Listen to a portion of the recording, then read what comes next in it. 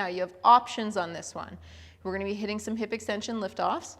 Your hip mobility is going to dictate what position you use here. If your hip mobility is really limited, you're going to do this exercise on all fours. You'll just be on your hands and knees. You're going to try not to move your low back. And so if you're going to be in this all fours position, I recommend putting a block there and trying to feel the smallest amount of change on that block in your low back, because you don't want to be doing this to get your leg up. You want to keep your pelvis still, keep your low back still. Try and make it all come from the hip. If you have slightly better hip mobility, what you can do is you can sink into a bit of hip flexion. You can still stay a little bit more upright here, or you can come down into this position here with your foot flexed, like my left foot is right here. And then you can do your liftoffs from here. If your hip mobility is even better yet, you can actually come into a pointed position on this side, which is going to allow you to get even closer to the ground. Come onto your elbows. I like to go really wide to feel really stable on this. And then you're going to do that exact same thing. Try to lift that leg up and parachute back down without moving your low back, or moving your low back as little as possible. Now I'm going to show you guys the middle ground, or the middle version, because I suspect that most of you are going to be there. But know that you have all three of those options available to you. And you can start with the all fours version and then kind of progress your way down to the other versions as your hip extension improves over time from repeating this in the other classes in OHF. Now, let's get into it. So what we're going to do is we're going to do a few reps a few different ways. So we're going to come down here. We're going to have I'm going to have my foot flexed. I'm going to go nice and wide with my hands here. I'm going to solidify myself into the ground. What we're going to do is we're going to point our foot, we're going to extend our leg. We're going to take a big breath in, then we're going to use that butt cheek to lift that leg off the ground and hold, and then parachute back down.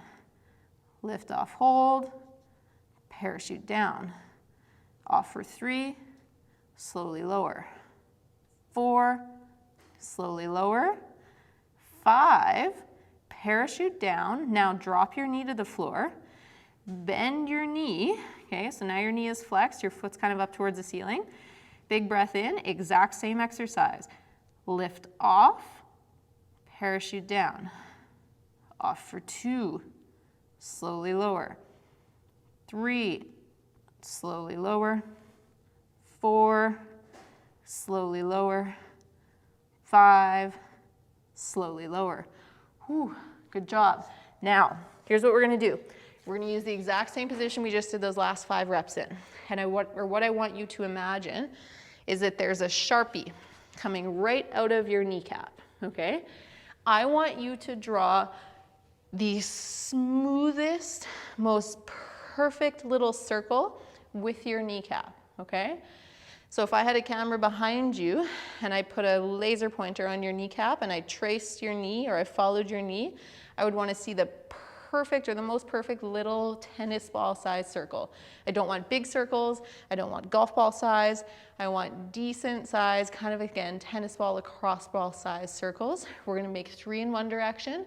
We're going to make 3 in the other direction. Your job is to be as smooth as possible and to stay as high as you can the whole time. So you don't want circle 1 to be up here, circle 2 to be down here, circle 3 to be down here.